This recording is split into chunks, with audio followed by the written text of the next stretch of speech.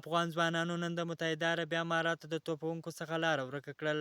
په دغه درې اړخیزه سیریز په څلورمه لوبه کې د افغانستان 19 کلنې کم عمره کرکټ ملي لوبډلې د متحده عربي اماراتو لوبډلې پر وړاندې ډېره زبردسته بهترینه توپ اچونه ترسره کړل چې د متحده عربي اماراتو ونه توانېدله چې د افغانستان لوبډلې پر وړاندې یو ستر هدف کښیږدي. د دغه سیالۍ ټاس متحده عربي اماراتو 19 کلنې کم عمره کرکټ ملي لوبډلې وګټي چې په خپله د توپ ونې پرېکړه وکړله. په 36.3 اورونو کې د 10 لوبغاړو په سوځېدو سره 88 منډې جوړې کړې. په دغه درې اړخیزه سیریز کې د افغانستان 19 کلنې کم عمره کرکټ ملي لوبډلې ډېرې زبردسته بهترینې سیالۍ ترسره کړې چې په لومړۍ لوبه کې پاکستان لوبډلې ته ماته ورکړه، په دویمه لوبه کې متحده عربي اماراتو ته ماته ورکړه، په دریمه سیالۍ کې د پاکستان لوبډلې څخه ماته وخوړه، خو نن یې یو ځل بیا ډېره زبردسته بهترینه توپ اچونه وکړه.